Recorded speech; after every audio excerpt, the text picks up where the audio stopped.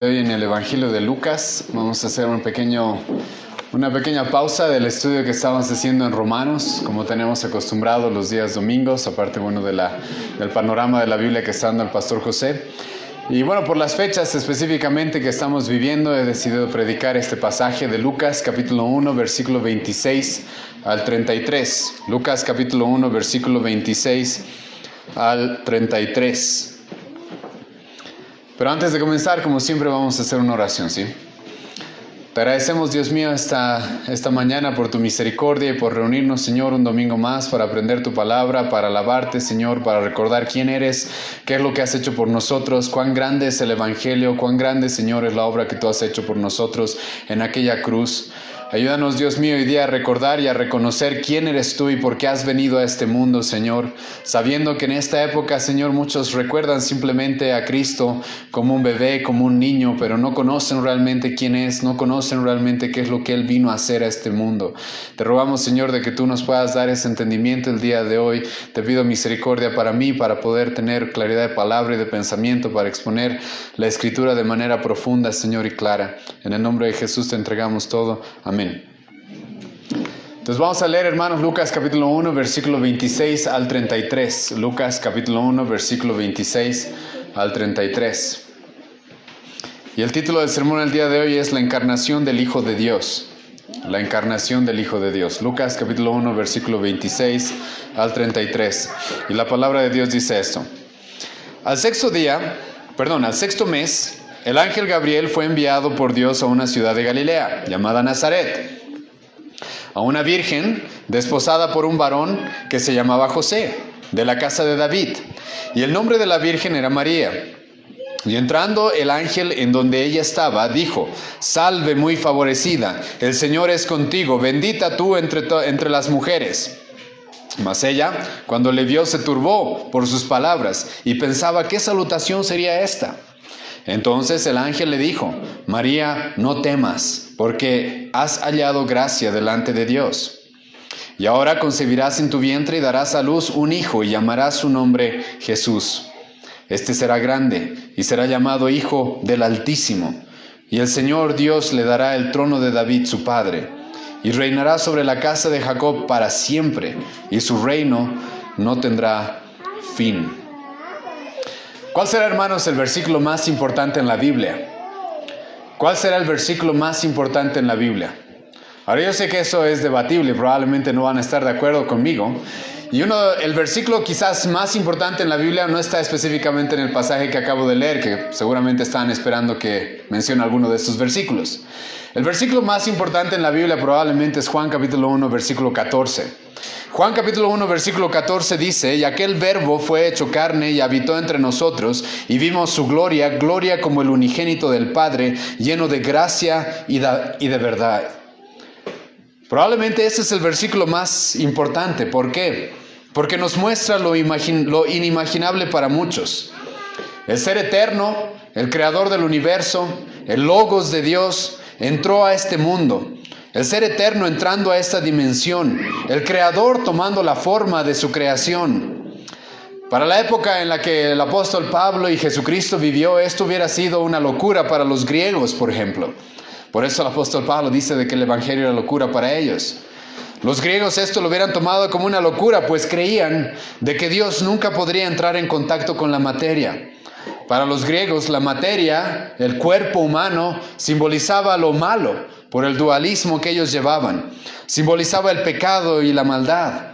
Entonces ellos pensaban de que Dios, si existía un Dios, nunca podría estar en contacto con la materia. Al mismo tiempo, esto de que el verbo se hizo carne, de que Dios mismo se hizo carne, para los judíos también hubiera sido tropezadero. Esto es algo que a los judíos les hubiera costado mucho entender. ¿Por qué? Porque ellos veían también a Dios como que un ser tan grande y tan temible, al cual ningún hombre podía acercársele. Los judíos conocían claramente de que el hombre, si se acercaba a Dios así nomás, moría. Entonces ellos pensaban y veían de que Dios era un Dios muy alejado en cierta manera y no podía estar en contacto con la humanidad, como nos dice este pasaje en Juan capítulo 1, versículo 14. Y el verbo y Dios mismo se hizo carne. Pero esta, hermanos, es una de las doctrinas más importantes de la fe cristiana. La encarnación de Jesucristo. Una doctrina sin la cual nada de lo que nosotros creemos tendría sentido. Si Cristo no se hizo hombre, si Cristo no vino a este mundo, si Dios mismo no se hizo hombre, nada de lo que creemos realmente tendría sentido. Sin la encarnación de Jesucristo, siendo Dios mismo tomando forma de hombre, no tendríamos el Evangelio. No tendríamos lo que hoy día conocemos como el Evangelio. No habría salvación para el hombre. Viviríamos sin esperanza en este mundo. Sin la encarnación de Jesucristo no sabríamos quién es Dios. No podríamos saber quién es Dios. ¿Qué es lo que Dios quiere? ¿Qué es lo que Dios ha hecho por nosotros? Sin la encarnación de Jesucristo, el Antiguo Testamento no tendría ningún significado, ningún sentido. Y perderíamos el tiempo leyendo el Nuevo Testamento, pues sería todo mentira. Y en realidad en este momento estaríamos reunidos sin ningún motivo. Pero Cristo se encarnó. Dios se hizo hombre. El apóstol Juan dice, el Verbo se hizo carne y habitó entre nosotros. Es por eso que el cristianismo es tan veraz. Es por eso que el cristianismo es verdad. Es por esto que una vez que hemos conocido el Evangelio vale la pena entregarle a Dios todas nuestras vidas como sacrificio vivo. Pues Él mismo se hizo hombre para vivir y morir por nosotros. Entonces, esto en realidad le da sentido a toda lo que creemos, a toda nuestra religión, por así decirlo. El Dios santo, santo, santo, como lo presenta el profeta Isaías, se hizo hombre para ser nuestro sustituto, para cumplir la ley que no podemos cumplir, para pagar la condena que nosotros debíamos pagar. Es por esto, y mucho más, que yo también creo que Juan capítulo 1, versículo 14, es uno de los versículos más importantes en la Biblia, si no el más importante.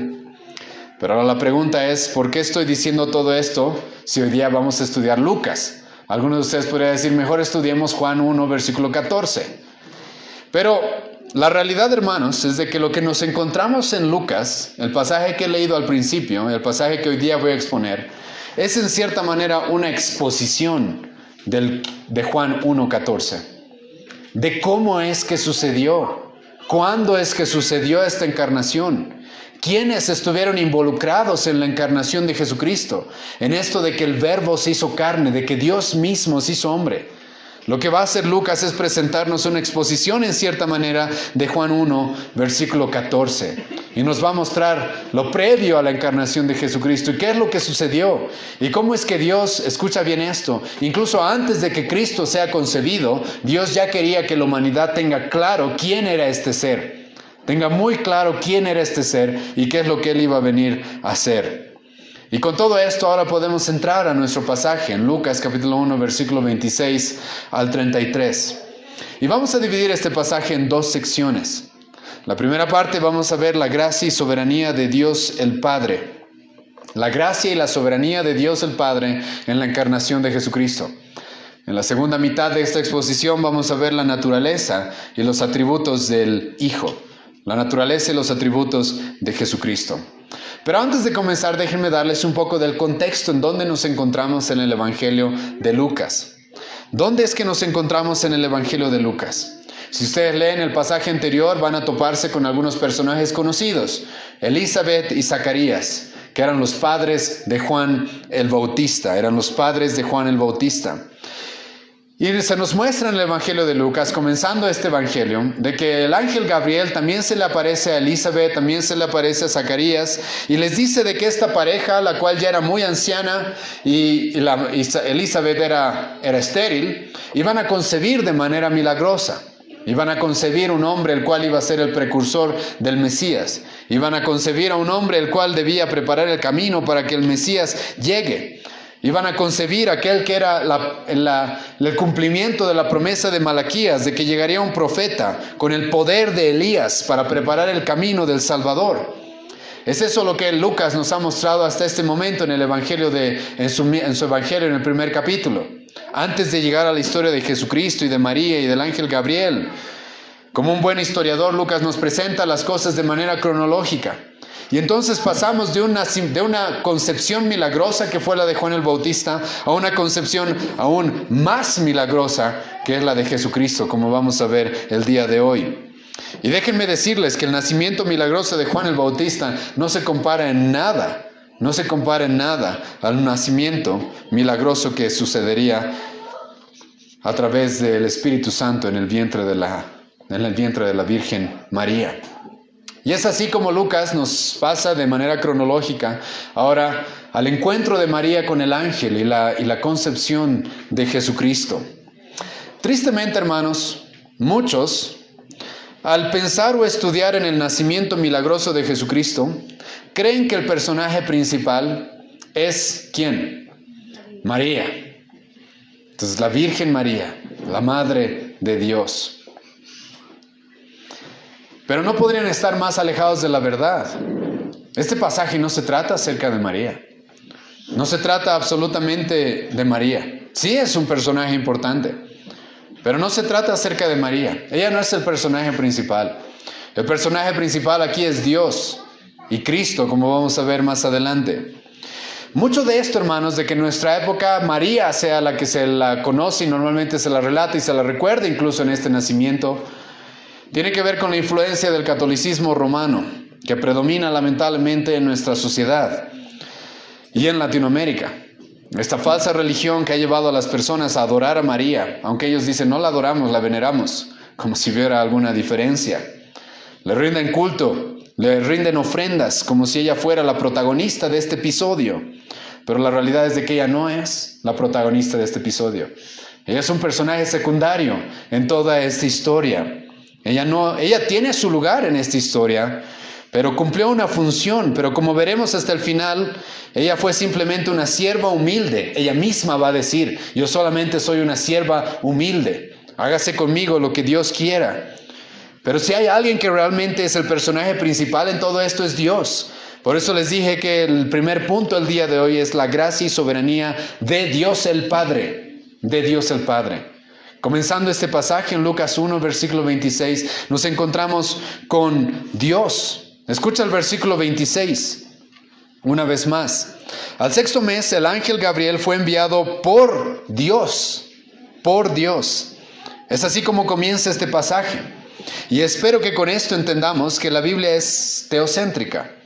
No es la Biblia antropocéntrica, es teocéntrica. Todo gira alrededor de Dios, no del hombre. Todo siempre comienza con Dios.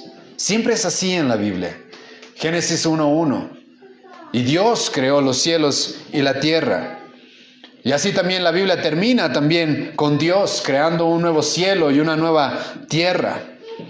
La Biblia no se trata acerca de los logros y las obras de los hombres, sino se trata de los planes y las acciones de Dios. Es por esto, hermanos, que leemos que Dios es siempre el que toma la iniciativa. Y eso es lo que pasa en este pasaje. Esto es lo que sucede en este pasaje. No es el hombre tomando la iniciativa, es Dios comenzando su obra. Y es así siempre en la Biblia. Dios es el que va en busca de Adán. Adán más bien corre de él. Dios es el que va en busca de Abraham, a pesar de que Abraham era un enemigo de Dios y un idólatra, adorando a otros dioses. Dios es el que va en busca de Moisés, de David, y así podríamos mencionar a todos los personajes en la Biblia. Dios siempre es el que va en su búsqueda. Y en la salvación no es diferente. La Escritura nos dice de que si tú amas a Dios, si tú amas a Cristo, es porque Él te ama primero. Si tú fuiste hacia Dios, si tú fuiste hacia Cristo, es porque Él te llamó. Eso dice el apóstol Pablo en Romanos 8, versículo 30. Dios siempre tiene la iniciativa, pues Él no solo es el que escribe la historia, sino el que hace que la historia suceda. Y es lo que estamos viendo en este pasaje. En nuestro pasaje, Dios es el que en su soberanía decide cuándo, al sexto mes nos va a decir el versículo 26, Dios es el que decide dónde. En Nazaret de Galilea nos va a decir nuestro pasaje, y Dios va a ser quien decida a quiénes utilizar. Al ángel Gabriel ahora vamos a encontrarnos con él y a María. Pero aquí Dios es el director. Dios es el que está obrando. Dios es el que está haciendo todo. Dios es el que está poniendo en marcha sus planes. Y así es como comienza el versículo 26, mostrándonos a Dios haciendo, a Dios obrando. ¿Cuándo? Al sexto mes. ¿A qué se refiere con esto del sexto mes? El versículo 26. Es al sexto mes de la gestación de Elizabeth. Como les dije, estábamos en el contexto en el cual Zacarías y Elizabeth habían concebido de manera milagrosa un hijo. Y entonces Juan el Bautista ya estaba en su sexto mes de gestación.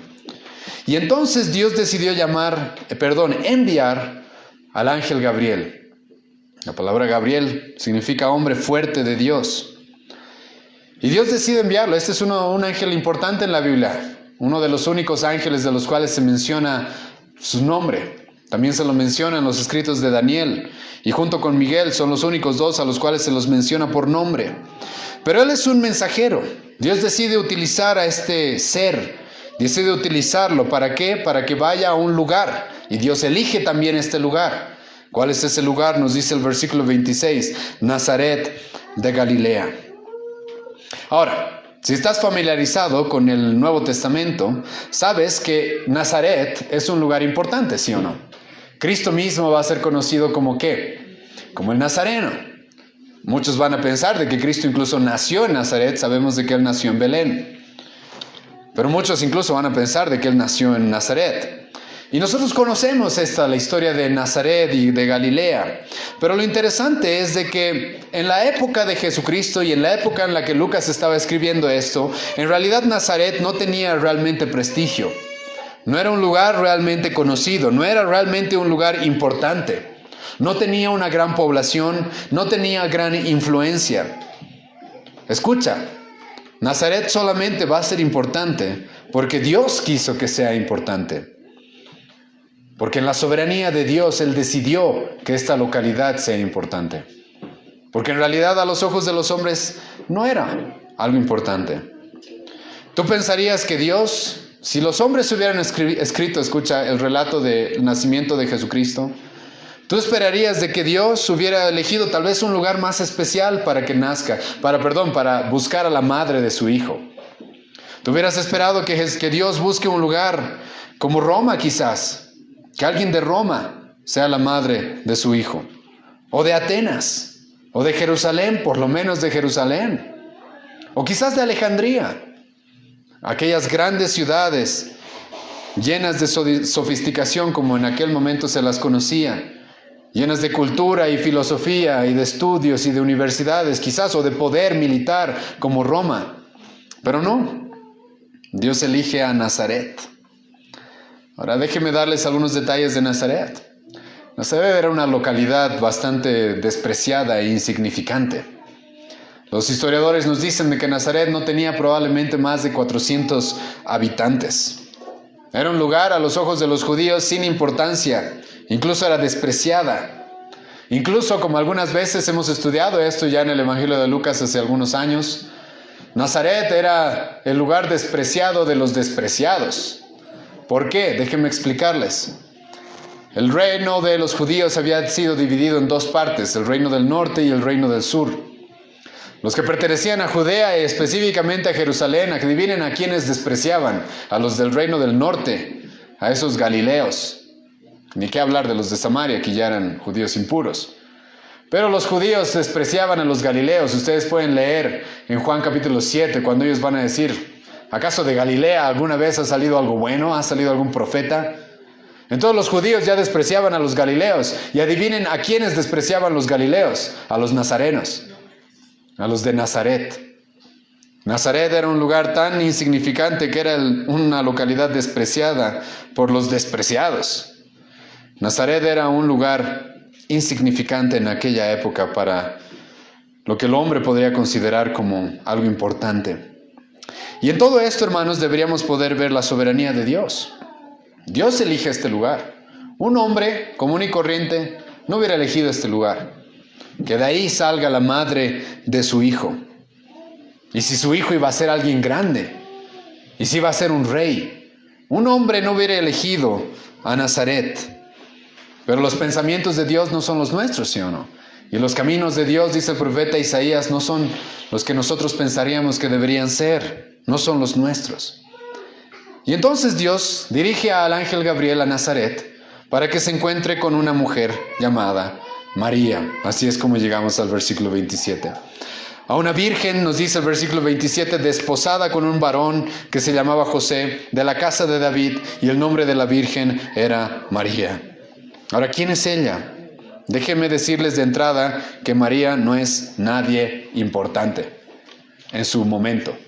Nosotros, hermanos, la respetamos, la valoramos, Dios la utilizó, fue una sierva y en su momento fue reconocida también como una creyente dentro de la iglesia. Pero en su momento, cuando Dios la llama, cuando Dios manda al ángel Gabriel a Nazaret, María no era nadie importante. María era una mujer también insignificante. Algunos intentan utilizar el hecho de que era virgen para decir de que ella era una mujer inmaculada, purísima. Hermano, en aquella época no era como en nuestras épocas. Lo normal era que las mujeres sean vírgenes. Era normal. No era algo de gran moralidad, era lo normal.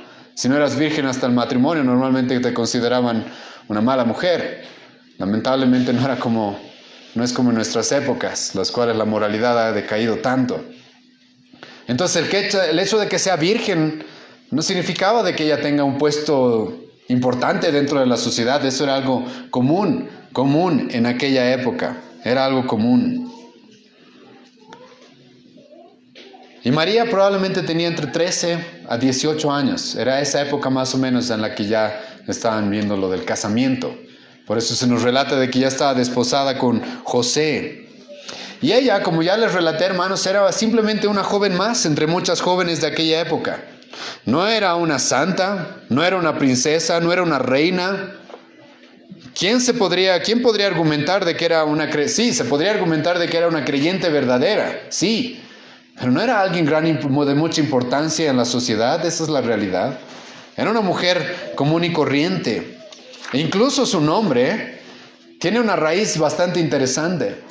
El nombre María viene de la palabra griega Miriam, que significa rebeldía. Y les animo a tener eso en mente para lo que vamos a ver más adelante. Ahora, no estoy diciendo por si acaso que María haya sido una rebelde, para nada.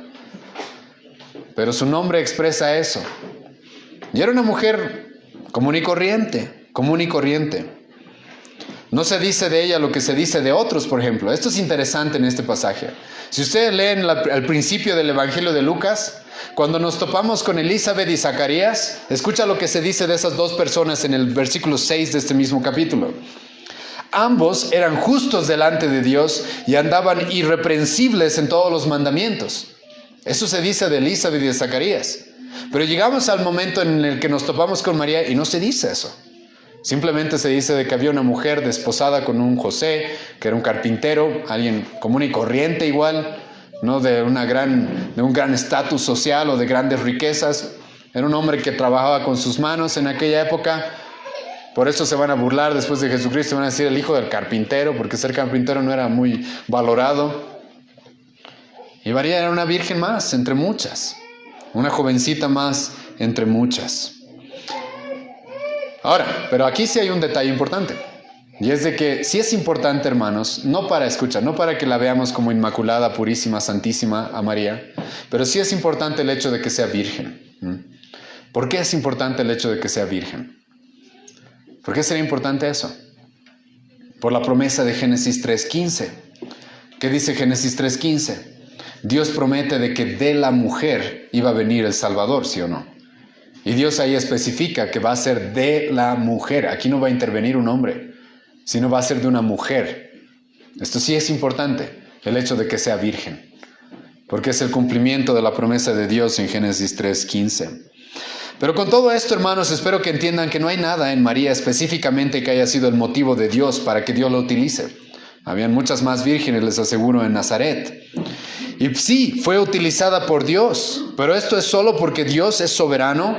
Y como Pablo dijo, 1 Corintios 1, versículo 28, Dios elige lo vil del mundo y lo menospreciado para avergonzar a los soberbios y a aquellos que creen ser mucho en este mundo. A los ojos de los hombres, María, al igual que Nazaret, era algo insignificante, algo de lo cual no se hubiera esperado que salga algo grande, que venga algo grande. Ahora, ¿qué les dice todo esto, hermanos, hasta este punto acerca de Dios? Dios va a enviar a su único hijo a este mundo. Y estamos viendo de que va a utilizar una mujer de Nazaret, insignificante, de un lugar insignificante, un lugar despreciado. Ahora, ¿qué les dice eso acerca de Dios? De que haya elegido una mujer tan humilde, proveniente de un lugar sin importancia. Escucha, Dios no está maravillado con los reinos de este mundo. Es por eso que Dios hace eso constantemente. Dios no está maravillado con los reinos de este mundo, con los reyes, los gobernantes, con sus grandes ciudades y templos. Él no está impresionado. Él no los necesita, como dice el apóstol Pablo en Hechos capítulo 17. Dios no necesita nada de lo que el hombre tiene. Dios no necesita sus grandes reinos, sus grandes gobiernos, sus grandes construcciones para cumplir sus propósitos. Él es soberano y Él hace lo que Él quiere. Y Dios decide pasar por alto todas esas cosas en aquella época y mostrarle su gracia más bien a los humildes y a los pobres. Dios decide en su soberanía usar a María. ¿Por qué? Por gracia, no porque María tenga algo. Y esto, hermanos, es algo que se repite en este pasaje varias veces. Lo que María va a recibir es por gracia. Escucha el versículo 28. Y entrando el ángel, en donde ella estaba, dijo: Salve, muy favorecida, el Señor es contigo, bendita entre las mujeres.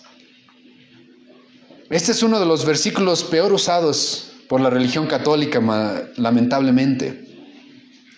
La Vulgata Latina es la traducción en latín de Jerónimo, uno de los padres de la iglesia. Traduce este versículo 28 de esta manera, escucha: llena eres de gracia. Es de ahí donde se dice constantemente, se repite eso en la iglesia católica. Entonces cuando le dice salve muy favorecida, la Vulgata Latina lo traduce como llena eres de gracia. Irónicamente, escucha, esa traducción es muy buena, es buena. Es en realidad lo que está diciendo Lucas en el idioma original. Llena eres de gracia. Esa es una traducción, sí, certera. Es lo que Dios le está diciendo. Pero lamentablemente eso no significa que ella haya sido una supermujer. A veces cuando escuchan de que la Virgen María fue llena de gracia, se imaginan de que ella fue una supermujer y de que ella era una santa, inmaculada, purísima. No. ¿Qué significa la palabra gracia? Es ahí el problema. Personas que no entienden qué es lo que significa la palabra gracia. ¿Qué es lo que significa? Escucha, hay que ser realmente muy ignorante con respecto a la palabra gracia para interpretar este pasaje de esa manera, como viendo a María como si fuera una supermujer. La palabra gracia en el griego es kecharitomene, es la palabra que se utiliza aquí para llena eres de gracia, que viene de la raíz charis, que es la palabra gracia. ¿Y qué significa gracia? Supongo que ya entendemos esto, hemos estudiado Romanos 5 por bastante tiempo. Significa un regalo que no mereces. Lo que Dios le está diciendo a María es: tú vas a recibir un regalo que no mereces. Tú vas a ser llena de algo que no mereces. Tú vas a recibir algo que tú no mereces por naturaleza. La palabra gracia significa favor no merecido. Lo que el ángel le está diciendo a María es que ella recibiría una gran abundancia, un regalo que no merece. No, ella no merece ser la madre de Jesucristo. Ella no es digna para recibir la gracia de un Dios soberano que se complace en regalar y dar regalos a seres que no lo merecen. Y es así como comienza la encarnación de Jesucristo. Es así como comienza la historia de Jesucristo en este mundo, con personas recibiendo algo que no merecen.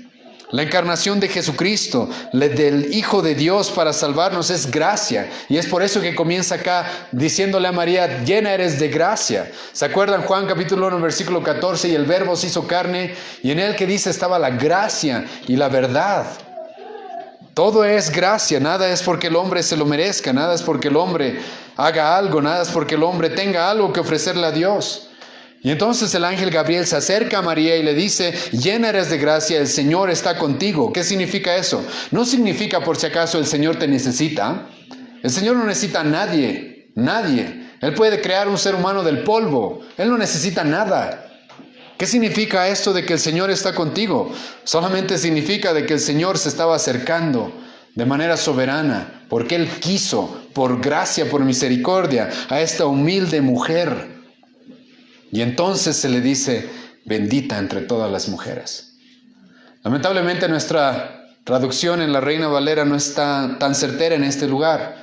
Los manuscritos más antiguos no tienen esta frase en el versículo 28, bendita eres entre todas las mujeres. No tiene esta frase, pero sí está por si acaso en el versículo 42.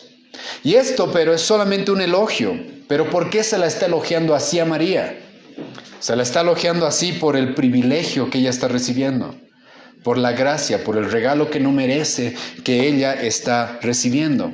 Y lo interesante, hermanos, es de que María, escucha, en este pasaje sabe que no merece esto. María en este mismo pasaje va a explicar y va a decir, ¿por qué se me está diciendo esto a mí? Escucha que dice el versículo 29. Y entrando el ángel en donde ella estaba, dijo, salve muy favorecida, el Señor es contigo, bendita tú entre las mujeres. Versículo 29. Mas ella, cuando le vio, se turbó. Escucha, esto es interesante. Tú vas a notar otros pasajes en los cuales cuando un ángel se aparece a una persona, esa persona se asusta por ver un ángel, porque son seres muy espléndidos, muy asombrosos, entonces perturban a la gente. Pero aquí María, de manera interesante, la Biblia nos va a decir de que se va a perturbar no al ver al ángel, sino por las palabras que escuchó del ángel. Escucha el versículo 29. Mas ella cuando le vio se turbó por sus palabras y pensaba, ¿qué salutación sería esta? ¿Qué salutación sería esta? María se turbó no por la aparición del ángel, sino por lo que el ángel le dijo. Escucha, jamás, nunca nadie la había tratado así a María. Nunca nadie le había dicho, salve, muy favorecida, bendita entre todas las mujeres, llena eres de gracia, jamás. Y ella no se esperaba tal cosa. Ella no se esperaba que se le diga, que se la salude de esa manera. Y entonces María responde, como es la manera correcta de responder a la gracia de Dios, siempre con una pregunta como esta, ¿por qué a mí? María responde de esa manera y dice, ¿por qué a mí? ¿A mí se me está dando esta gracia? ¿Qué clase de saludo es este? ¿Por qué a mí se me está diciendo esto? ¿Por qué yo recibo esto? Y hermanos, Dios quiere dejar en claro esto en este pasaje, de que si algo va a recibir María y si algo va a recibir este mundo, es por gracia. Al escoger a Nazaret, un lugar insignificante, al escoger a María, una jovencita entre muchas otras, al declararle que la llenaría de gracia, y a continuación en el versículo 30, escucha lo que dice. Entonces el ángel le dijo a María, no temas porque has hallado gracia delante de Dios. Otra vez, una vez más, esta palabra gracia. Dios quiere dejar claro de que ahora el mundo va a conocer su gracia. El mundo va a conocer su regalo inmerecido. Pero ese regalo inmerecido, esa gracia, tiene un nombre. Escucha el versículo 31. Y ahora concebirás en tu vientre y darás a luz un hijo y llamarás su nombre, ¿qué dice? Jesús. Ahí está la gracia. Esa es la gracia. Esa es la gracia. ¿De qué se trata esta gracia? Toda esa gracia tiene un nombre, Jesucristo. ¿Qué significa la palabra Jesús? Significa Jehová salva. Este es el regalo inmerecido. Y esto es interesante, como les dije, en un momento vamos a analizar el nombre Jesús, porque hoy día quiero que conozcamos bien quién es Cristo, quién es este Salvador. En un momento vamos a analizar el nombre Jesús, pero déjenme ponerles este contraste. María, un nombre que tiene una raíz que se llama rebeldía, que significa rebeldía. Y ahora viene un hombre que se llama Jesús, que significa Jehová salva. Creo que es Dios mostrando de que está dispuesto a mostrarle gracia a los rebeldes, ¿sí o no? A los pecadores, a aquellos que van en su contra, a sus enemigos. Si Dios está dispuesto a mostrarles gracia, y esa gracia la encontramos en Jesucristo. En un mundo en el cual las personas no entienden el significado de la gracia, creen que Dios les debe algo, que tenemos tanto valor que merecemos que Dios nos dé un mundo perfecto, sin problemas. ¿Qué ha hecho Dios por nosotros?, dicen algunos.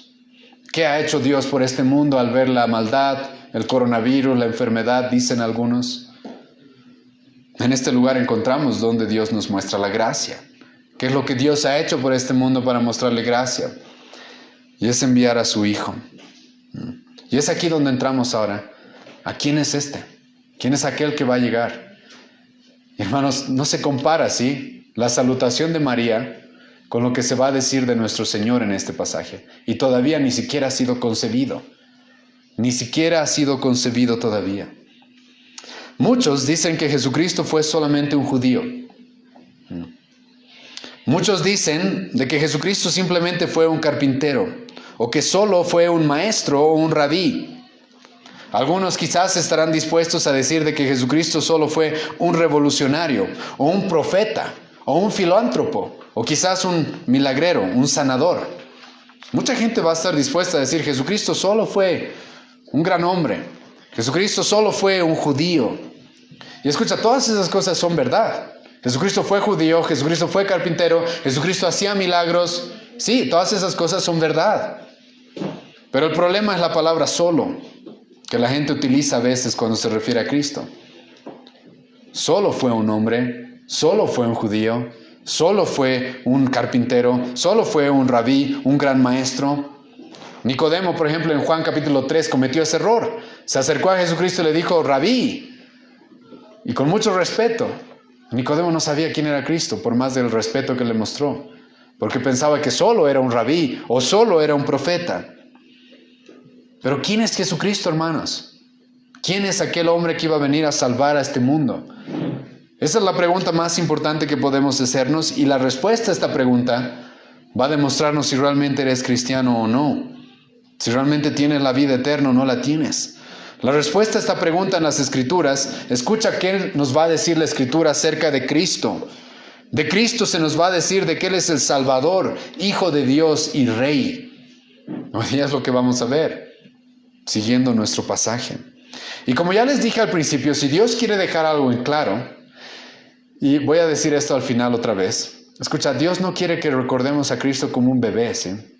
Como el niñito Jesús. No. Si Dios quiere que recordemos a su Hijo, quiere que lo recordemos como el Hijo de Dios, el Rey y Salvador de este mundo.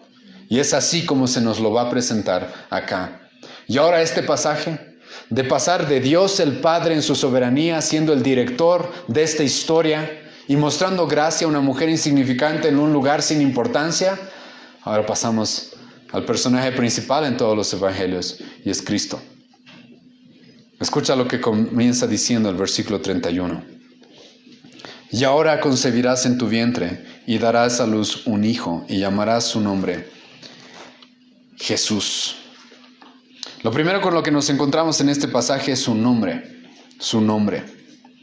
Y si hay algo que era importante en la cultura judía, eran los nombres.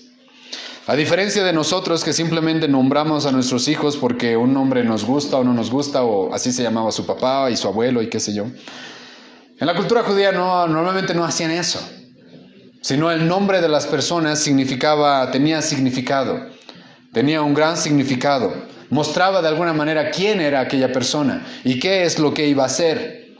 Y ustedes pueden ver la importancia de Dios con los nombres en el Antiguo Testamento. Por eso Dios va a andar cambiando nombres a las personas en el Antiguo Testamento. Y entonces nos encontramos con Abraham, que significa padre enaltecido, y Dios le cambia a Abraham, padre de multitudes. Entonces vemos luego que a Isaac, el hijo de Abraham, se le pone Isaac. ¿Por qué? Porque se lo conoce como risa, porque él causó risa a su padre y a su madre.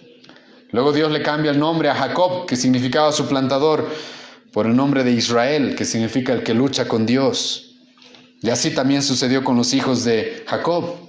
Cada uno de sus nombres tenía un significado. Y de la misma forma sucede con Cristo. Su nombre Jesús tiene un gran significado. Y es lo primero que se nos menciona en este pasaje. Jesús significa Yahvé o Jehová salva, o el Señor salva. La primera vez, escucha bien esto, que en el Evangelio de Lucas se va a mencionar a Jesucristo de manera directa, se lo va a presentar como el Salvador. Es la primera vez que nos estamos encontrando con Cristo en este Evangelio. Y lo primero que se va a decir de Él es que es el Salvador. Ahora, ¿por qué, hermano? Porque esta es la razón de su encarnación. Esta es la razón por la cual estuvo dispuesto a abandonar la gloria que Él tenía como Dios y hacer su nombre como nosotras. Ser nuestro Salvador. 1 Timoteo 3:15, palabra fiel y digna de ser recibida por todos, que Cristo vino al mundo para salvar a los pecadores. Perdón, 1 Timoteo 1:15. Juan, capítulo 4, versículo 41. Sabemos que verdaderamente este es el Salvador del mundo, el Cristo. Lucas, capítulo 19, versículo 10. Porque el Hijo del Hombre vino a buscar y salvar lo que se había perdido. Estas palabras las dijo Jesucristo mismo, después de haber salvado a uno de los hombres más pecadores a los ojos de las personas de aquella época, a Zaqueo, un publicano. Después de haberlo salvado, haber entrado en su casa, haberlo salvado de sus pecados y haberle dado una nueva vida, Cristo dijo, para esto he venido, para esto he venido. Este es el propósito de Jesucristo. Él estuvo dispuesto a acercarse, a recibir a prostitutas, a publicanos, a fariseos, a endemoniados. ¿Por qué? Porque Él vino a salvar. Ese es el propósito de Cristo y se nos presenta de esta manera desde el principio. Él vino a salvar lo que se había perdido. Es por eso que incluso cuando Cristo llegue a la cruz, ¿qué va a hacer Cristo? Va a seguir rogando por la salvación incluso de sus asesinos. ¿Se acuerdan? Jesucristo en la cruz diciendo, Padre, perdónalos. Cristo va a estar orando por la salvación de incluso sus verdugos. ¿Y por qué es todo esto? Porque Él vino a salvar. En la historia de la humanidad se han levantado sí muchos Cristos. Mucha gente puede intentar ponerse ese título y llamarse Cristos. Intentan robarle el título a Cristo, del Mesías. Cristo en el griego, en el hebreo Mesaya, que significa el ungido de Dios. Muchos le han intentado y le siguen intentando robar ese título a Cristo. Y dicen ser los ungidos. Y dicen ser los vicarios de Cristo como el Papa. Incluso dicen ser Cristo mismo. Y sí, podrán intentar robarle ese título, pero saben que hay algo que nunca van a poder quitarle a Cristo. Y es de que Él es el Salvador. Nadie va a poder decir tal cosa de sí mismo. Él es el único que puede y salva a pecadores. Y es lo primero que se nos dice en el Evangelio de Lucas acerca de Él. Ahora, ¿qué es esta salvación? ¿De qué Cristo nos vino a salvar? ¿De qué Cristo nos vino a salvar? ¿De la pobreza? ¿De las enfermedades? ¿Del coronavirus? La Biblia dice, Efesios 2, versículo 1, de que estábamos muertos en nuestros delitos y pecados. De que por naturaleza, dice el apóstol Pablo, éramos hijos de ira. Lo único que merecíamos es ira de parte de Dios. Entonces el apóstol Pablo, como hemos visto ya en Romanos, espero que los que han estado en las exposiciones esto no sea para nada controversial. El apóstol Pablo nos ha dicho de que lo único que merecemos es la ira de Dios, que estamos atesorando ira para el día del juicio. De que todos nos desviamos, aún nos hicimos inútiles, no hay quien haga lo bueno, no hay ni siquiera uno. No hay quien entienda a Dios, no hay quien conozca a Dios, no hay quien busque a Dios. Todos nos desviamos, dice el apóstol Pablo, nuestra garganta es como un sepulcro abierto, nuestros pies corren a derramar sangre, nuestros labios, nuestra boca es como veneno de áspides. Es esa nuestra condición.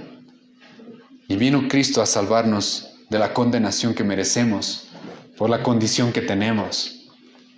Cristo vino a salvarnos de nuestros pecados. Es de eso de lo que Cristo vino a salvarnos. Gálatas 3, por eso el apóstol Pablo va a decir, maldito todo aquel que no guarde todos los mandamientos de Dios. Y luego Pablo va a decir, hay uno que se hizo maldito por nosotros. Cristo se hizo maldito. Porque así dice la Escritura, maldito todo aquel que es colgado en un madero. Y Cristo fue colgado en un madero por nosotros. Es de eso de lo que Cristo nos iba a salvar. Y ahora aquí nos encontramos en cierta manera, es interesante, sí. Dios está mandando a su Hijo para salvarnos ¿de qué? Escucha, de Él mismo. Porque nuestro problema es con Dios. Nuestro problema es la ira de Dios, justa que nosotros debemos recibir. La condena eterna por nuestros pecados. Lo único que merecemos es la ira justa de Dios por cada uno de nuestros pecados. Todo ser humano nace en pecado. Hemos visto eso en Romanos 5, por la naturaleza heredada que tenemos de Adán. Todos nacemos rebeldes en contra de nuestro Creador, en contra de aquel que nos ha dado la vida, de aquel que nos ha grabado su ley en nuestros corazones. Nos rebelamos de manera constante, voluntaria, alevosa. Y Él mismo viene a pagar nuestra condena. Y Él manda a su Hijo para que pague nuestra condena, nuestro castigo. Y es así como se nos presenta a Cristo comenzando este pasaje. Comenzando el Evangelio de Lucas. Se nos lo presenta como el Salvador. Dios envía a su Hijo para salvarnos de Él mismo. Este es el Evangelio. Y ahora, ¿cómo Cristo nos iba a salvar? Solamente déjenme recordarles algo de lo que ya hemos visto en la epístola a Romanos. Cristo iba a vivir por nosotros. ¿Por qué Cristo no vino a este mundo como un adulto de 30 años? ¿O por qué no Cristo llegó como un bebé y fue muerto de una vez? ¿Por qué tuvo que vivir? ¿Por qué tuvo que soportar la etapa de la niñez, de la infancia, de la adolescencia, de la juventud, de la adultez? ¿Por qué? Porque Cristo debía vivir por nosotros. Cristo no solo murió por nosotros, Él también vivió por nosotros. Hemos visto eso en Romanos 5, ¿sí o no? Romanos 5, versículos 18 y 19. El apóstol Pablo va a decir que nosotros somos justificados por la justicia de uno. Por la obediencia de uno, nosotros podemos ser justos. Por eso Jesucristo, cuando sea adulto, va a decirle a Juan el Bautista de que es necesario que Él cumpla toda justicia. Mateo capítulo 3, versículo 15. Es de esa forma en la que Él iba a salvarnos, viviendo por nosotros, pero no solamente viviendo por nosotros, sino muriendo por nosotros en una cruz. Al que no conoció pecado, va a decir el apóstol Pablo, por nosotros lo hizo pecado. Y cargó en Él nuestra hermandad. Y el profeta Isaías va a decir, y Dios mismo lo quebrantó. Cristo vive por nosotros, Cristo muere por nosotros. Y lo que estamos viendo en el Evangelio de Lucas es el inicio de esto. El inicio de la consumación de nuestra salvación. Y todavía falta mucho tiempo, pero está ya comenzando, está llegando ese momento en el Evangelio de Lucas. Cristo vendría a salvarnos, viviendo por nosotros, muriendo por nosotros, y escucha bien esto, dejando a sus apóstoles para que nos prediquen este Evangelio y nos lo dejen escrito. Y el hecho de que sea lo primero que se nos dice de Cristo es porque esta sería su obra principal. Esta es su obra principal. Vivir y morir por sus ovejas, predicar la salvación, solo por fe, solo por gracia, solo a través de Él. Por eso los apóstoles no van a tener miedo de decirle a un mundo idólatra que piensa que puede salvarse por sí mismo o que otros dioses pueden salvarlos. Los apóstoles no van a tener miedo de decirles en Hechos capítulo 4, versículo 12, en ningún otro hay salvación, porque no hay otro nombre bajo el cielo dado a los hombres en el cual podamos ser salvos.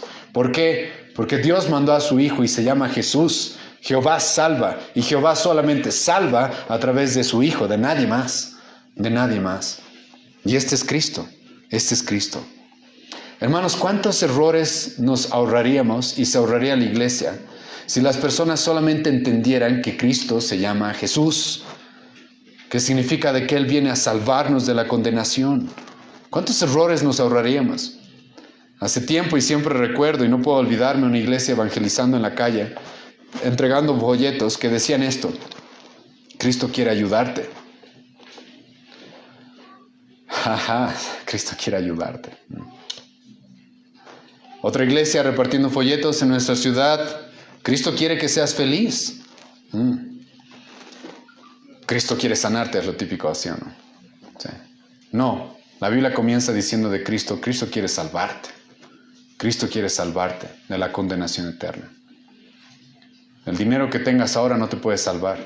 El que tengas o el que no tengas. La salud que tengas o la que no tengas no te va a salvar y no va a contar en nada en el día del juicio. Solo Cristo. Y desde el principio se nos presenta a Cristo así. Él quiere venir a salvarnos. Cristo ha venido a salvar pecadores. Estas son las buenas nuevas del Evangelio. ¿Eres un pecador? La Biblia dice, perfecto, Cristo ha venido por ti. Cristo está dispuesto a salvarte. Y es por eso que Jesucristo vino a este mundo.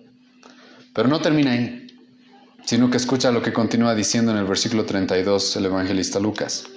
Después de darnos su nombre, escucha lo que dice comenzando el versículo 32. Este será grande. Ahora, aquí hay un contraste, como les dije, entre la Virgen María, una mujer insignificante, Nazaret, un lugar insignificante, y Belén también era un lugar insignificante. Pero alguien grande va a salir de este lugar. Alguien grande va a venir en esta historia.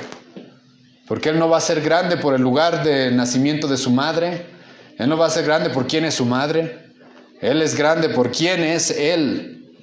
Y esto sería la marca de Jesucristo, la vida de Jesucristo. Su ministerio sería caracterizado ¿por qué? Porque Él es grande.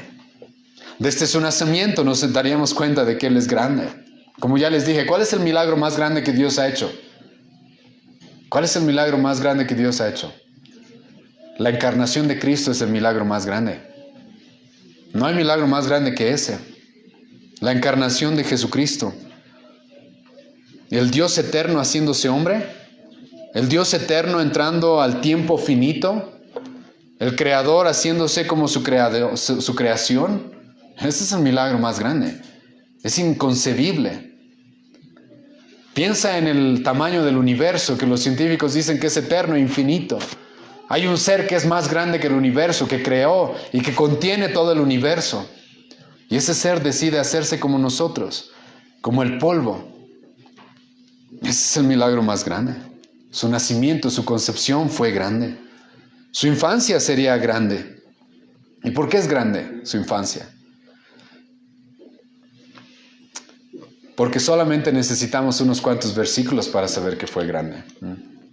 A diferencia de los libros como el Evangelio de Tomás, que son falsificados, a diferencia de otros libros los cuales no tienen ningún fundamento y no se sabe su autoría, la Biblia nos da algunos detalles de la vida de Jesucristo. Esto está en Lucas 2, versículo 47, mientras Él era niño.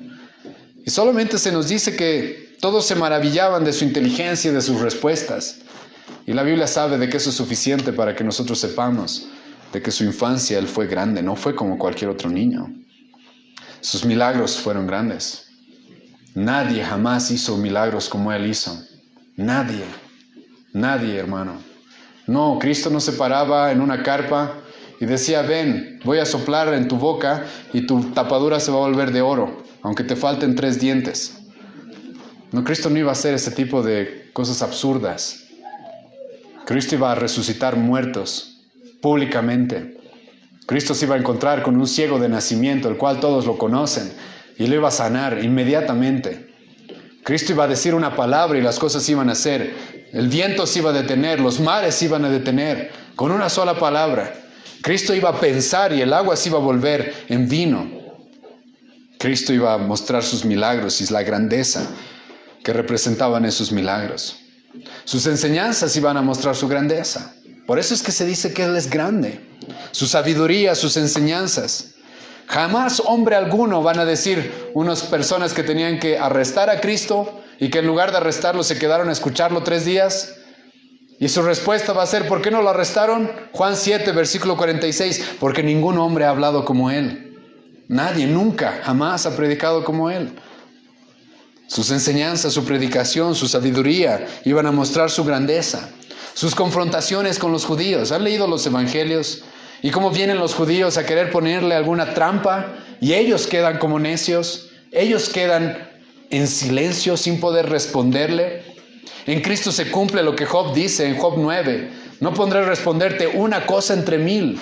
Jesucristo hacía una pregunta y todos se quedaban callados. No había más. Y escapaban, huían, porque no podían responderle. No podían argumentar contra Él. Su misericordia sería grande. Cristo estaría dispuesto a acercarse a mujeres, a niños, a ancianos, a leprosos. Hemos visto en algún momento esto en el Evangelio de Lucas. Jesucristo acercándose a leprosos, a una mujer con flujo de sangre, a enfermos, a endemoniados. Su misericordia sería grande. Su vida santa y justa sería grande. Cristo en la cruz, y para que entiendan un poco de cuán justo y santo fue Cristo, ¿sí? Cristo en la cruz, esto es muy interesante, ¿sí? Si alguien tenía una excusa para decir, sabes, mamá, no tengo tiempo ahorita para ti, ¿sí? Y no cumplir el 5.º mandamiento, ¿qué dice el 5.º mandamiento? Honra a tu padre y a tu madre. Si alguien tenía una buena excusa para decir, sabes, María, ahorita estoy ocupado, era Cristo en la cruz, ¿sí o no? Y Cristo sangrando, Cristo escucha, desangrándose por respirar, aún estaba preocupado por cumplir el 5.º mandamiento. Y entonces viene María y su discípulo Juan y se preocupa porque su madre se quede con alguien, que alguien la cuida. Su vida justa. sería grande. Es por eso que incluso sus enemigos van a aceptar y van a decir, Él es justo. Pilato va a decir, Él es justo. No sé de qué culparlo, no sé de qué condenarlo. Sus enemigos van a tener que conseguir testigos falsos para culparlo de algo, porque Él fue justo. Y nadie podía culparlo absolutamente de nada. Su muerte fue grande. A pesar de que fue muerto con otros 2 criminales comunes y corrientes, su muerte fue como ninguna otra. Cristo recibió en la cruz la ira que tú merecías en el infierno. Eso es lo que recibió en la cruz. Fue más que los azotes, fue más que los clavos, fue más que la corona de espinas. Fue la ira de Dios, la ira eterna de Dios, quebrantándolo. Su muerte fue grande. Su resurrección fue grande. Su impacto fue grande. Los judíos dijeron, vamos a matar al pastor y las ovejas se van a dispersar. 2000 años después, miren cuántas ovejas hay acá. Su impacto fue grande. Nadie se compara a Jesucristo. No Abraham, no David, ni Moisés, ni Josué, ni Salomón. Nadie se compara a Cristo. Él es grande. Y se nos presenta acá, griego, megas. Él es grande. Él es el más grande. Ahora, ¿por qué tanta grandeza? Escucha, porque Cristo no solamente fue un hombre, sino porque Cristo fue el Hijo de Dios. Escucha cómo continúa el versículo 32. Este será grande y será llamado Hijo del Altísimo. Hijo del Altísimo. El Altísimo era una forma de expresar a Dios. El Elión. Es la forma en la que reconocieron a Dios, por ejemplo, en Génesis 14, versículo 18. El Altísimo es una referencia a Dios como soberano del universo. Y se nos dice de que Él es el Hijo del Altísimo. Él es el Hijo del Altísimo. Él es el Hijo de Dios. Jesucristo es llamado el Hijo del Altísimo, que es una referencia a Dios mismo. Ahora escucha, esto es algo en lo que mucha gente falla. Si Cristo es el Hijo de Dios, Cristo tiene la naturaleza ¿de quién? ¿De un hombre o de Dios? De Dios mismo. Él es Dios mismo. Ahora, hermanos, sí, Él es hombre también. Voy a hablar de eso más adelante. Pero Él es Dios. Él es el Hijo de Dios. Sí, van a ser de una Virgen María, de María la Virgen, pero Él es Dios. Él es el Hijo del Altísimo.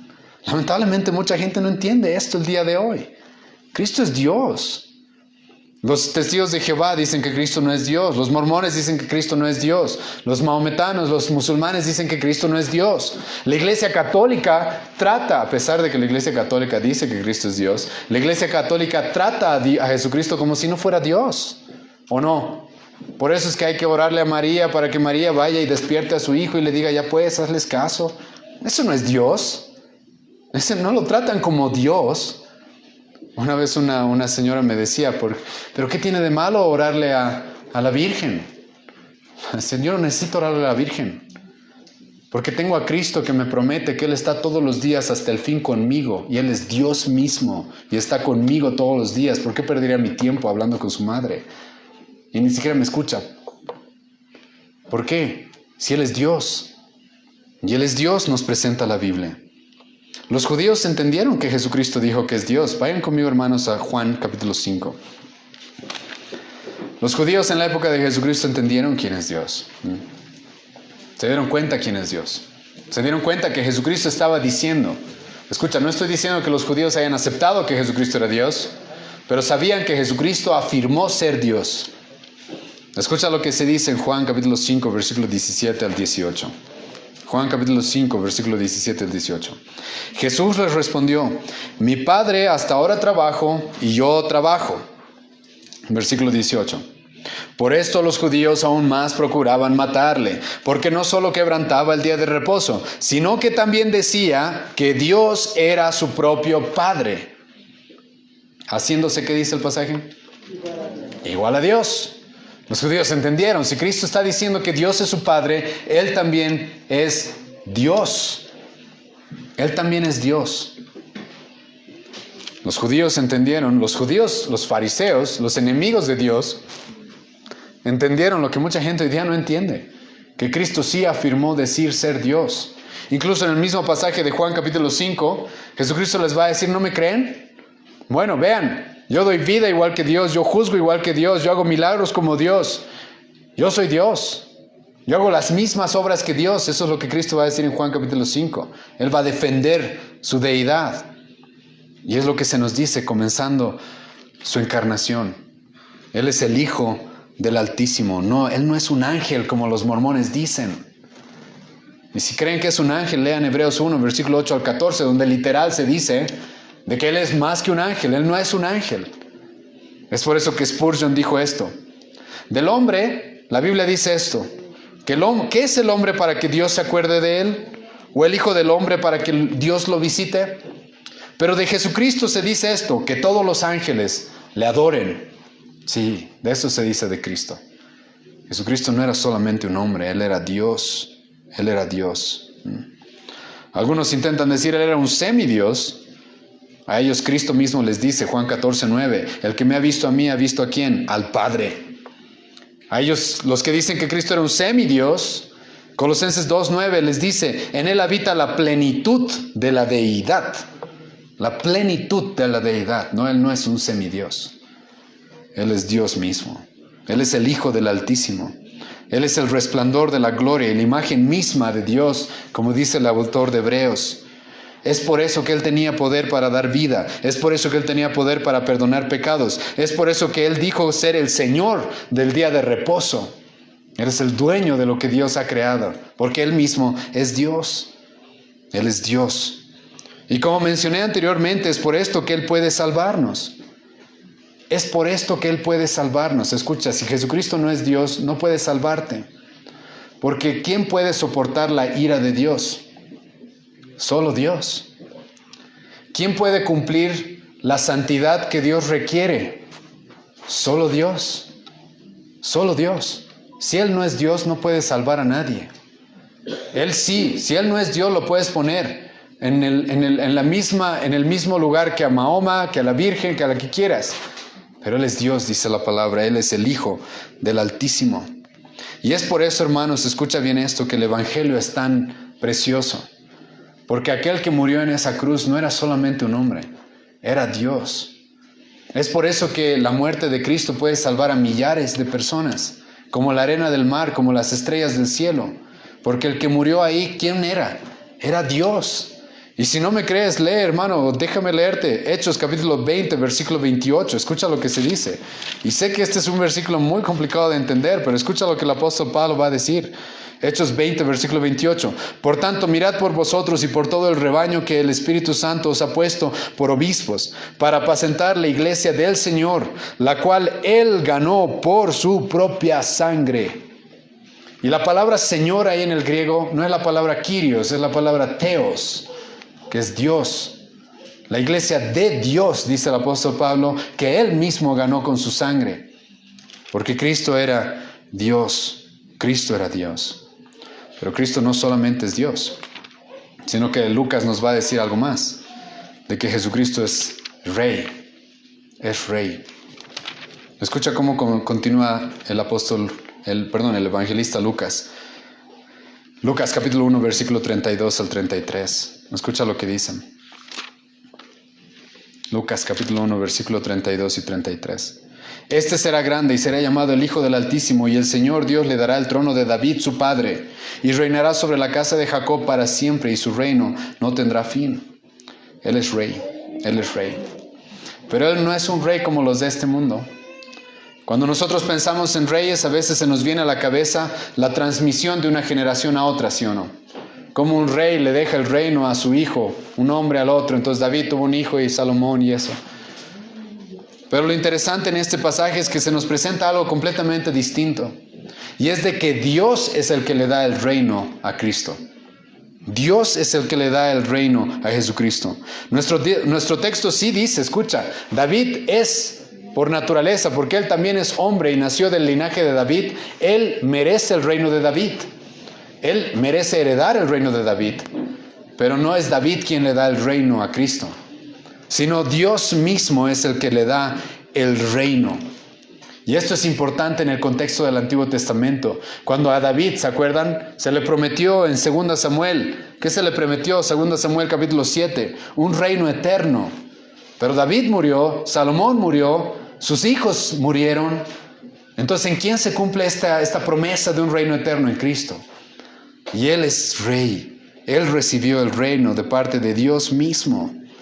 Y esto es algo único en este pasaje. Él no recibe el reino de David, sino recibe el reino de Dios mismo. No es por su madre María, no es por José, es por Dios mismo quien le da la corona a Jesucristo. Es por eso que hoy día hemos leído Salmo 110, donde se lo presenta a Cristo como rey, como aquel que va a poner a todos sus enemigos bajo sus pies. Él es Dios y Él es rey. Él es rey. Vayan conmigo a Juan capítulo 19. Quiero mostrarles en este pasaje. Es uno de los pasajes que más uno de mis pasajes favoritos en el Nuevo Testamento. Juan capítulo 19, versículo 33 al 36. Jesucristo ha sido azotado, está flagelado, está sangrando, está muy lastimado y se va a topar con Pilato, un gobernante muy importante en aquella época. Pilato que le va a decir a Cristo: yo tengo el poder de darte muerte si quiero.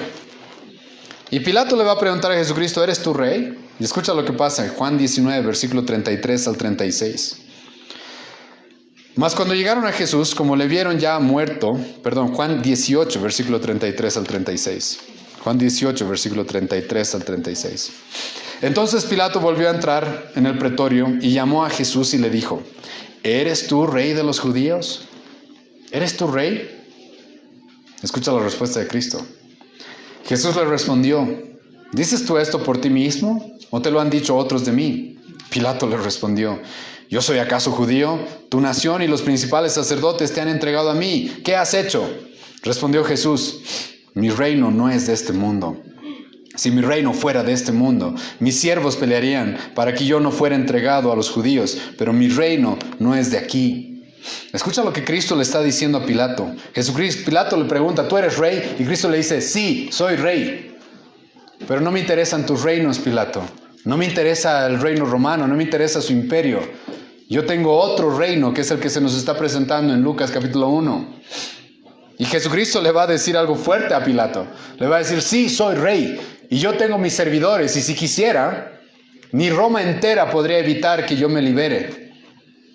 Si yo mandara a mis servidores. ¿Se acuerdan lo que Jesucristo le dijo a Pedro cuando Pedro intentó defenderlo en el Getsemaní? Pedro, guarda tu espada, no te necesito. Yo tengo mis servidores. Y ni Roma entera podría impedir si yo quisiera liberarme. Cristo le va a decir a Pilato: sí, yo soy rey.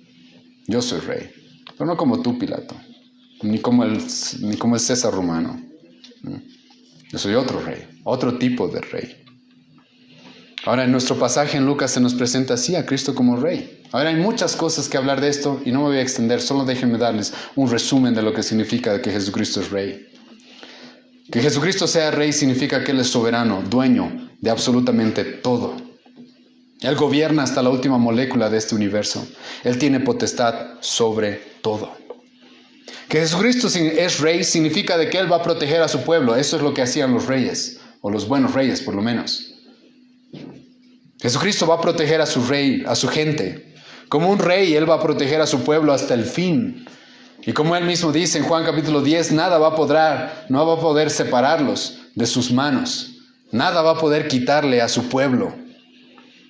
Él es un rey que va a poder afirmar a su pueblo sin titubeos. Nadie va a poder arrebatarlos de sus manos. Nadie va a poder arrebatarle ni una sola de sus ovejas, Él mismo dijo. Que Jesucristo sea rey, escucha bien esto, significa de que Él va a derrotar a sus enemigos. La gente cree que puede rebelarse contra Cristo y salirse con la suya, que pueden blasfemar su nombre, ignorarlo, incluso usarlo como fuente de ganancia. Están locos. Porque que Jesucristo sea como rey, escucha lo que significa. Significa de que va a llegar el momento en el que Él va a regresar con una espada en sus manos y con ojos como fuego, dice Apocalipsis, y va a poner a todos sus enemigos bajo sus pies, y las aves van a venir a comer sus carnes. Ese es Cristo como rey. Él va a destruir a sus enemigos. Él va a proteger a su pueblo y va a destruir a todos aquellos que se levanten contra Él. Que Jesucristo es rey significa de que Él merece toda reverencia. Sí, es verdad, hermano, la Biblia llama a Cristo nuestro amigo. Sí, es verdad, la Biblia llama a Cristo nuestro hermano. La Biblia llama a Cristo el primogénito entre muchos, pero hermano, no tenemos que olvidar esto. Él es rey. Es por eso que le cantamos todos los domingos. Porque Él es rey. Sí, se le llama nuestro amigo y nuestro hermano, pero Él es rey y merece toda reverencia, adoración. No nos debemos atrever a usar su nombre en vano. No te atrevas a engañarlo. No te atrevas ni siquiera a ignorarlo, pues Él es rey y se merece toda la gloria. Y Él es rey. Escucha, es muy importante esto en el Evangelio de Lucas. Él es rey, te guste a ti o no te guste, Él es rey, porque Dios le ha dado el reino. No se trata si a mí me parece que es rey o no es rey, Él es rey. Él es rey. El que Él sea rey también significa de que Él merece toda obediencia y sumisión. Ese es Cristo. Escucha, ni siquiera ha nacido, ya se nos dice esto de Él. Él es rey. Él merece toda obediencia y sumisión. ¿Saben qué sucedía cuando un rey daba una orden? ¿Qué sucedía cuando un rey daba una orden? No se hacían preguntas, no se cuestionaba nada, no se ponía en duda lo que decía, sino que se hacía inmediatamente lo que Él mandaba. Eso es lo que se hacía con los reyes de antaño. Y este es Cristo, hermanos. Este es Cristo. Y su reino, nos dice el evangelista Lucas, no va a tener fin. ¿Qué significa esto? No solamente significa de que es eterno en tiempo, sino significa, la palabra fin, significa de que no hay nada, escucha, que su reino no vaya a ocupar. Su reino va a llegar un momento en el cual, su reino nunca va a tener fronteras con otros reinos. Su reino va a ser el único en extensión.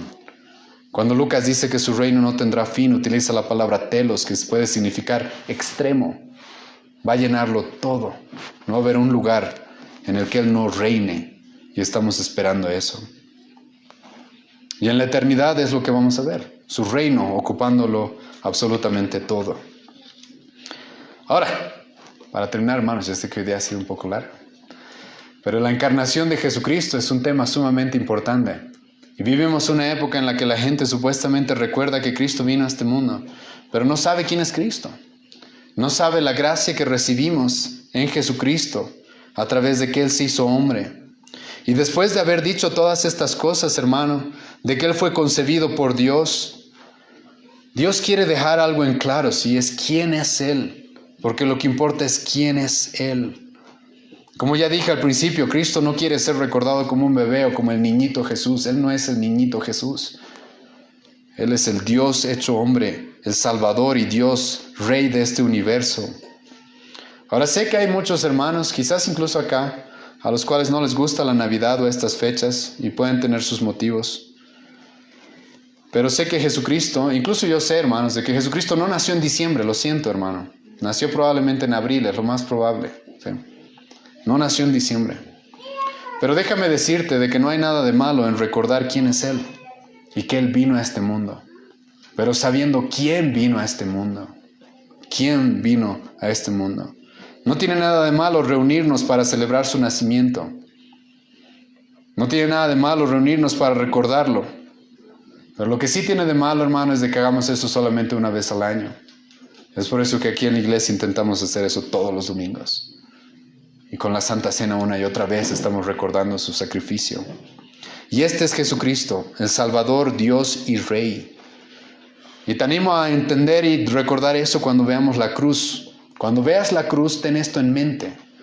No fue un hombre simplemente el que murió en aquella cruz. No murió solamente un maestro, un rabí o un filántropo, sino que en aquella cruz murió el Rey, el Dios de todo este universo. Y déjame preguntarte para terminar, ¿cuál es tu relación con Cristo? ¿Puedes decir que realmente Él es tu Salvador? ¿De que Él realmente te ha salvado? ¿Puedes decir con el apóstol Pablo, palabra fiel es esta, que Él vino a salvar a pecadores y yo soy uno de ellos y Él me ha salvado porque Él vino para eso? ¿Entiendes qué es lo que significa que Cristo sea Dios? ¿Escuchas? ¿Entiendes qué es lo que significa? ¿Entiendes cuán valioso es el Evangelio? Porque fue Dios el que murió en esa cruz. No fue un hombre, fue Dios mismo. ¿Entiendes cuán grande fue ese sacrificio? Y ahora déjame preguntarte, ¿tratas a Jesucristo como tu Rey? O quizás como algunos hacen, lo tratan como su consejero. Entonces es el que me da buenos consejos. Si quiero lo sigo, si quiero no. No, hermano, Cristo es Rey. ¿Sí? ¿Cómo tratas a Cristo? ¿Lo reverencias, lo alabas, lo adoras como se merece? Porque este es Cristo, hermano. Y ni siquiera ha nacido. Y la Biblia ya nos lo presenta así de grande. Ni siquiera ha nacido y Dios quiere dejar claro quién es aquel que va a llegar a este mundo.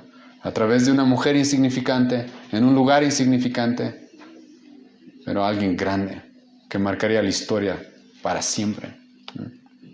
Vamos a orar, ¿sí? Te agradecemos, Dios, este tiempo que nos has dado por tu misericordia, por poder recordar, Señor, y poder estudiar un poco acerca de quién eres tú y la gracia que recibimos en ti.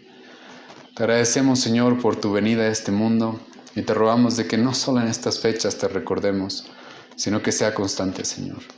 Que todos los días, en nuestras familias, en nuestras casas, que todos los domingos cuando nos reunimos con la iglesia, recordemos, Señor, quién eres tú, cuán grande es tu misericordia, cuán grande es tu sacrificio, cuán grande eres tú, Señor. Te agradezco, Dios, por este tiempo. Te rogamos que tu palabra, Señor, nos purifique, nos santifique, nos guíe cada vez más y más a ti. En el nombre de Jesús oramos. Amén.